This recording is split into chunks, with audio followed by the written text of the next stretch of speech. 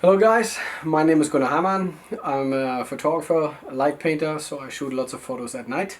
And in May 2017 I had the chance to go with some really cool people from Woodboard to Egypt, Hamata, and take some cool night shots. So yeah, I've been asked to talk about these shots, how they came to life, and what kind of equipment I used and how we done it.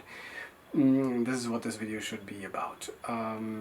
Yeah, before you take these kind of shots, you have to get comfortable in the water, I think, and you have to find a spot with wind at night. Up front, I'm not a kiter, so at first I had to get comfortable with the kiters coming really close to me with an incredible speed, jump, and all this kind of stuff. And secondly, I had to understand a little bit what makes a good kite surfing photo. For that I had Nino and Nick telling me about this, to say, okay, hey, you gotta have the kiter and possibly the kite in the same frame. For that then I chose a really wide angle lens, because I said I'm gonna go into the water, I want to be really close to the action, possibly right in it. So I use a Samyang 14mm f2.8 lens. It's a beautiful, almost fisheye lens with a little bit of distortion, but that's okay for these kind of action shots. So yeah, I got in and the boys were passing me, and then the first lesson learned was come close to me, really close, and do the action. Look at the camera and see that you do your action kind of right in front of me, and everything else will be okay. So, and then just keep rolling, come past the camera again and again, and I will be shooting. So this is when I got the first shot, and to me they were all exciting, but then they said, ah yeah, okay, you need to look after that, we're doing this trick like this and like that. So that's the part that I had to learn first. And then we were waiting for, of course, a night where we have wind. And so before we get out of the water and play with the photography, we were looking for that night. And then the guys, they're like, oh, there's this breeze, and we might have in an hour or two enough wind to go kiting in the middle of the night. So we started at like 1:30 in the morning, and we were out in the water by 2:30. 3 o'clock we started the first photos. 4 o'clock it already starts to brighten up again, so the time window we had was really short.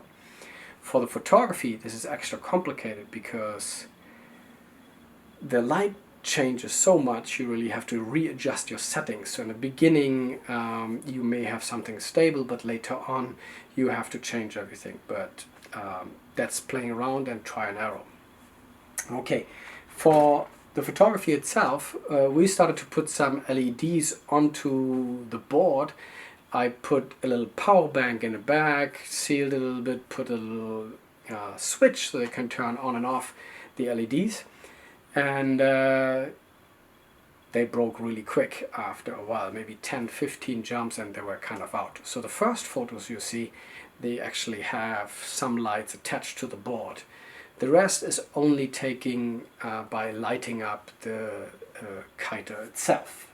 So here, this is just the LEDs on the board and some flashlight, 1, 2, and not successful. So we're playing around with settings.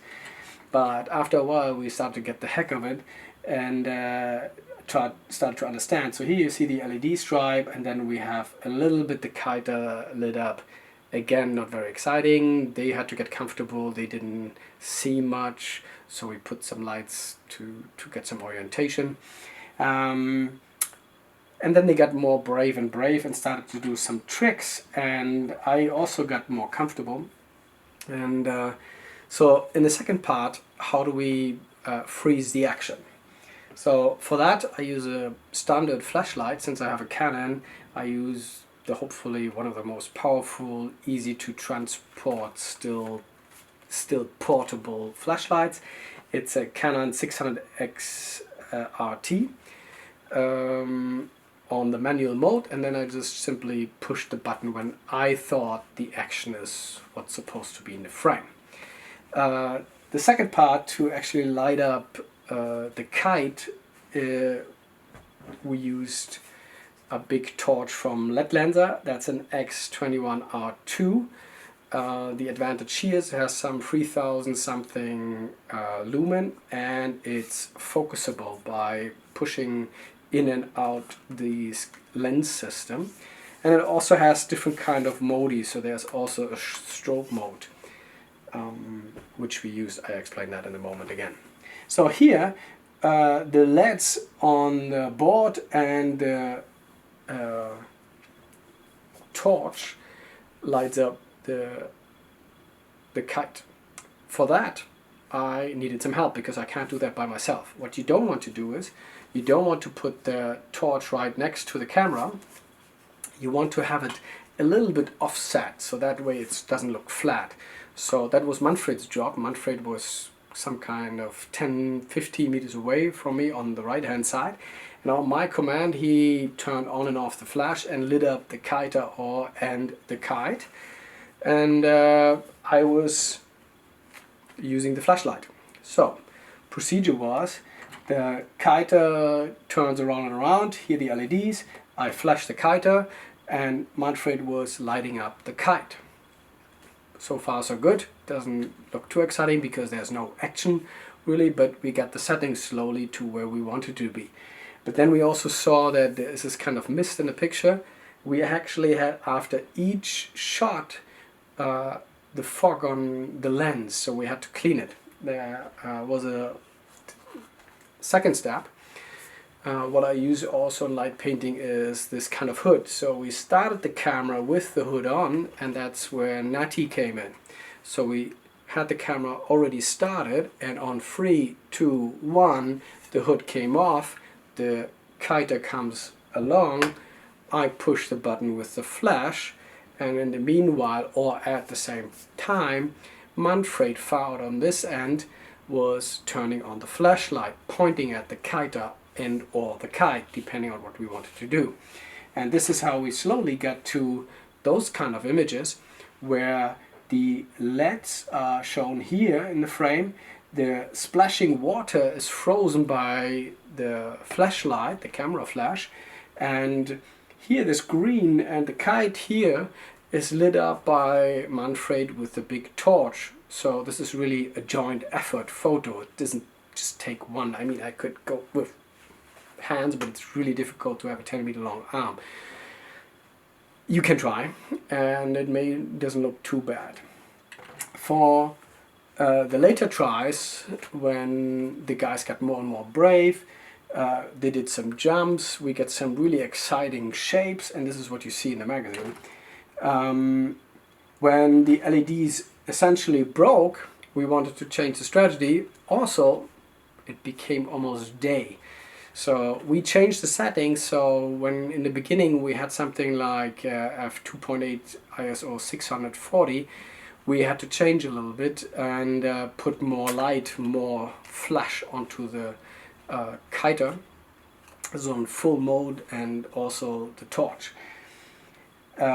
So we went down a little bit. I used the flash to freeze the action of this kiter, in this case it's Nino, and then Manfred was using the strobe mode on the torch, so we get this kind of pattern. Now the light doesn't even reach enough the Kite, so it actually leaves a shadow, which is okay too in this case, but it's not what we anticipated in the beginning. Not enough light. It's still an exciting shot. In this case again, the torch is in strobe mode and lights up the kite at all times, and he's really close to me, so I can actually manually flash, in this case Nick, for this exciting jump. Yeah, this is how those pictures came to life. I hope you find this informative, and if you have more questions, just write a comment or direct message me. I will answer and tell you more about the insights if there's something else I can share. Yeah, I hope you like it, and I want to say goodbye. Thank you very much.